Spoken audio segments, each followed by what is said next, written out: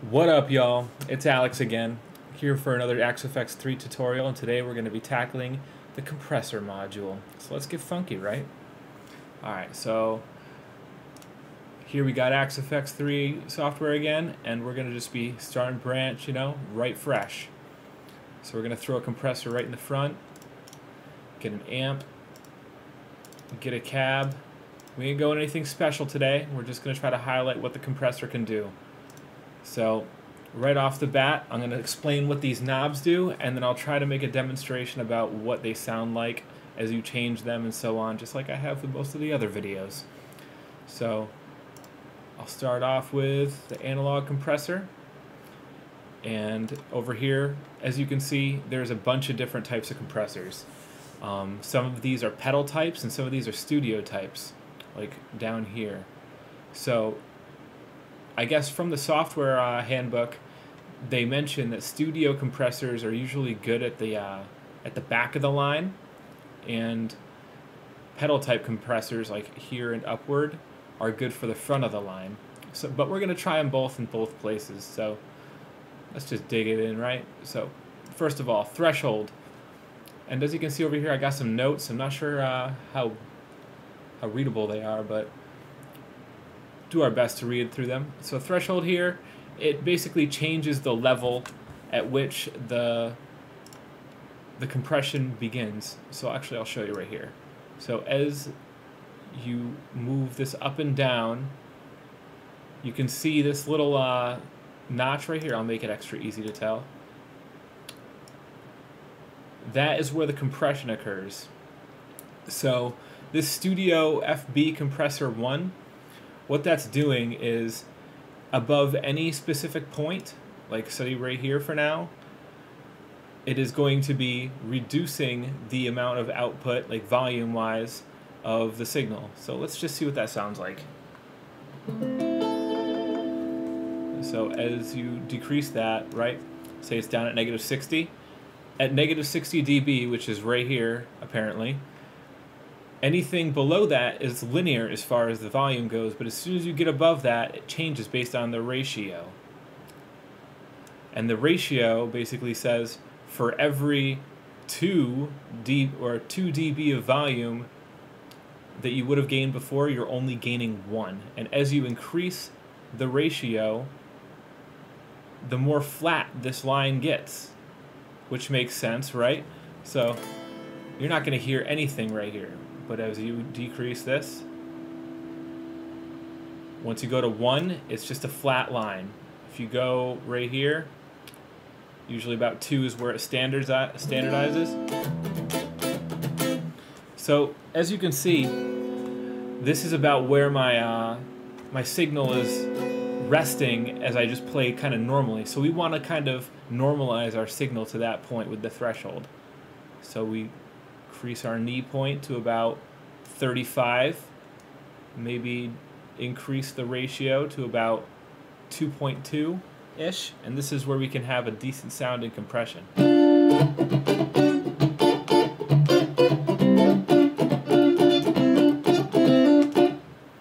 If that makes any sense.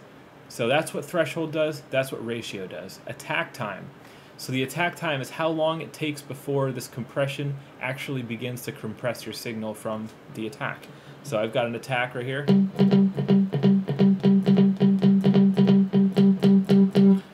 And the time that it takes in between from me to hit that signal and to reach that compression point, or whatever point that my signal's at for volume, is what the attack time is. If I reduce this all the way down to 0.1, you're going to see this thing very responsive. It even responds to noise.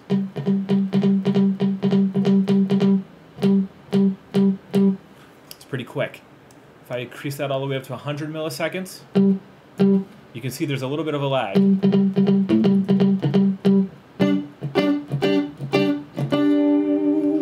And then the release time is how long it takes for it to release its point. So if I increase that all the way up to a second,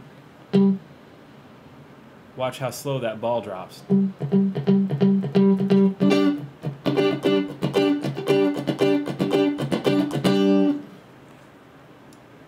Decrease the attack time.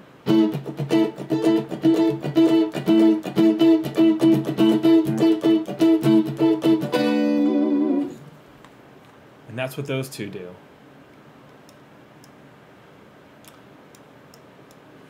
So the auto attenuation or auto attack / release, that is basically right over here. It says great for playing that requires a lot of different kind of dynamic techniques. So per se, you're going to be doing a lot of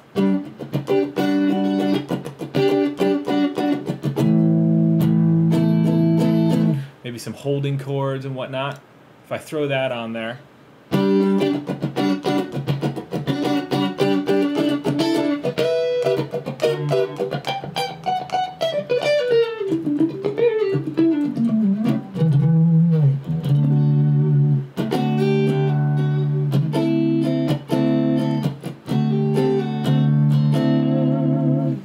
see, I noticed how it was like taking longer for it to when I was holding those chords.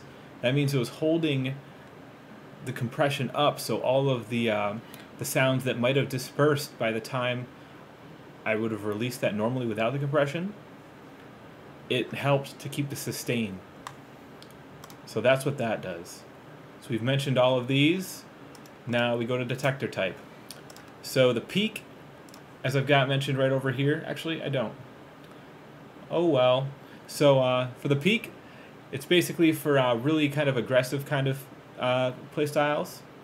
It you can think of that as more of a maybe metal chugs and you know, chicken picking and stuff like that. It's just more aggressive. And then RMS is going to be more smooth. So peak a little bit jagged, RMS a bit more smooth. RMS plus peak, you get a bit of both. Oh, actually I do have it right here, detector type. So aggressive punches and fast limits.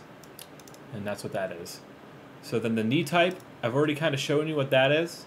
The knee type is how smooth or how jagged this this little piece right here is. Medium hard, it just kind of drops it a little bit. Medium soft, medium soft, and as you can see, it's more of a curve at that point instead of looking like two separate lines when it's on hard, right? So this one linearly would be like up here, and this one linearly would be down here. That's what the knee type is. I personally like mine around medium hard, and I think that's where it kind of defaults to. Look ahead time. This one's kind of interesting. It kind of tries to predict the future based on what you're playing. And when you're going to want to use this, you want to drop your ratio all the way down. And if you're going to try that out.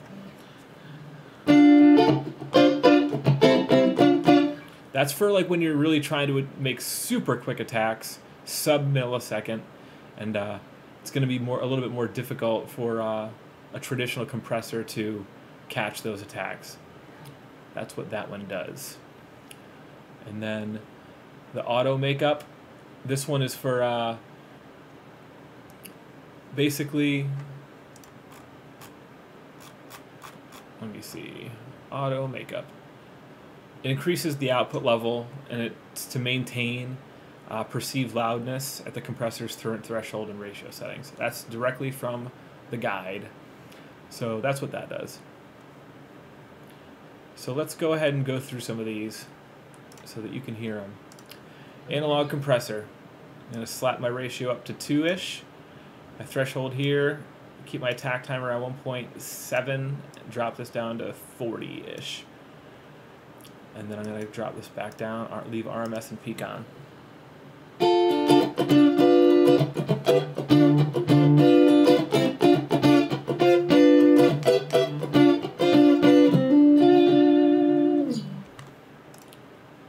Compander. This one's real interesting.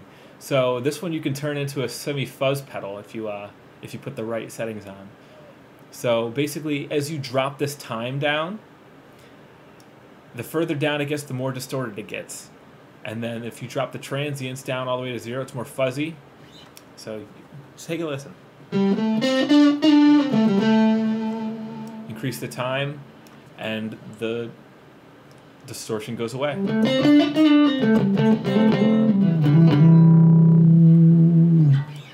And if you drop down the ratio to 1, increasing the ratio increases how much of that signal is kind of going through.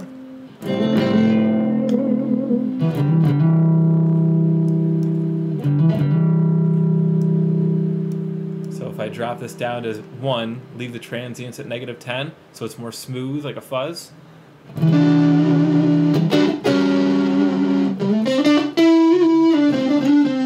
Increase the ratio.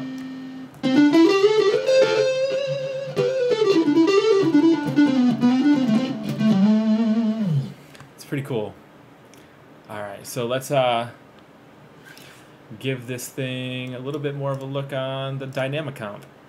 And supposedly the dynamic comp is more like a, based on the MXR Dynacomp.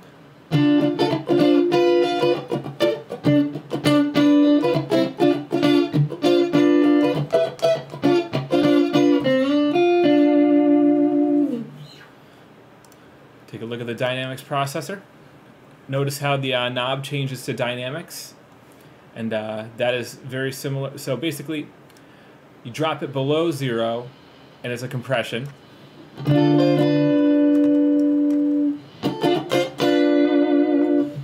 You increase it to above 1, and it becomes an expander, almost like a gate. Increase the dynamics all the way up. Increase the threshold. And notice your signal starts to die away quicker as you increase the threshold. So that's what the dynamics processor is all about. JFET compressor is another pedal-like compressor.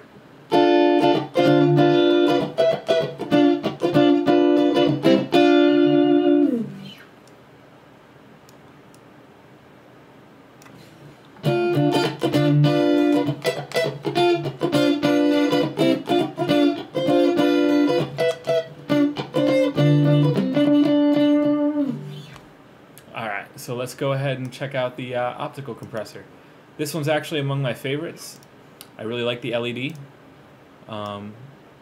So what this one is doing is it's basically modeled after it's a compression circuit based on lights. So it uses light type circuitry such as a tungsten bulb or an LED bulb or an EL foil. And each of these sound a bit different. I'd tinker with those as you will, but the LED tends to be a little bit more, has a longer sustain, so it kind of drops down, but then it has a slide type as it's like has a long kind of release.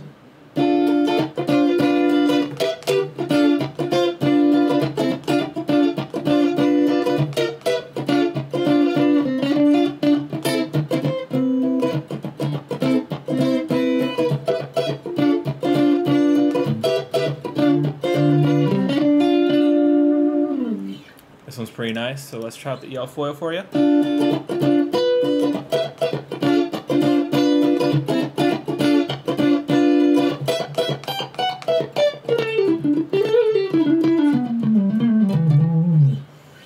So that's what that is, tungsten. Give that a whack.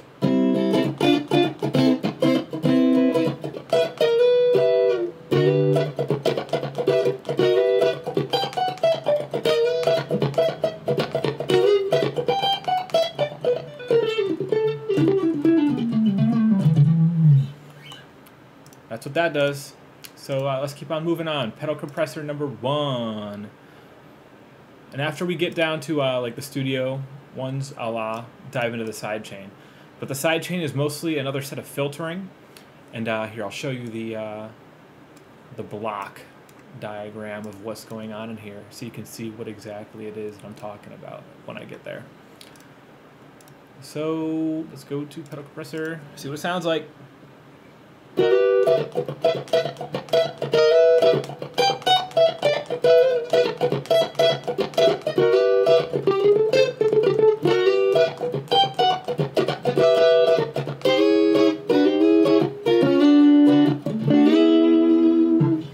That's kind of what it sounds like. You can hear the sustain is real good.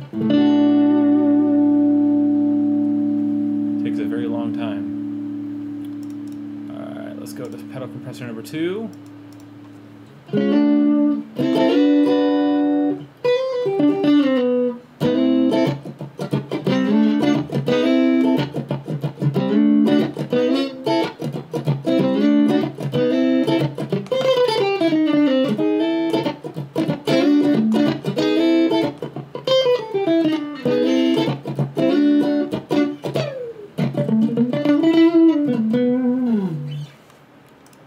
now we get up to the studio kind of FB and FF type compressors. So first things first, the Studio FB Compressor 1 and Studio FB Compressor 2, they're two different types.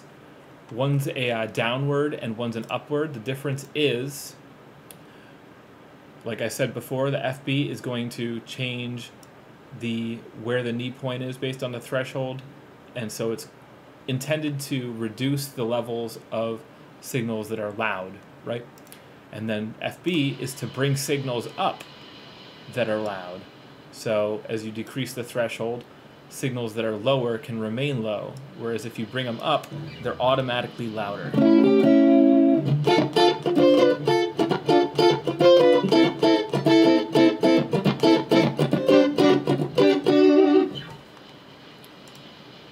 And then this one is intended to just quiet signals that are louder.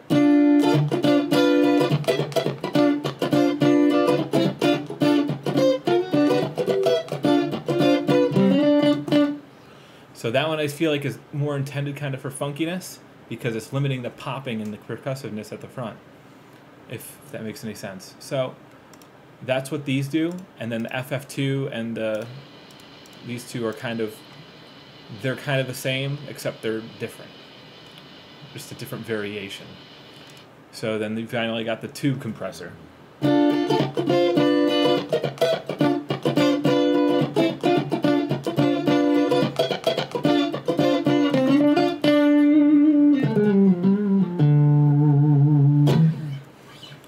that's what they all are. So then we'll get to the side chain. So the side chain, I'll show you right here. If you can see this, I'll increase the size a little bit. I'll slap that over here. So this is what's going on with the side chain. It's coming up into here. So instead of it kind of, avoids all the look ahead, and you can do some interesting things with the side chain. There's a lot of filtering, and it's basically you're sending some of the signal left and right through different sequences, so such as the side chain and the source, right? And you can kind of set your low cuts and high cuts and change the filters once again in here. So it's a lot more filtering, and you can do very specific filtering with this part. So, and you can also change where the source is coming from. So per se, you have something up here, you can go into the side chain and be like, oh, I want row 2 to be my source for this part. So if you have something incoming on this side, like maybe another input, you can tinker with it that way. So the emphasis is how much basically this part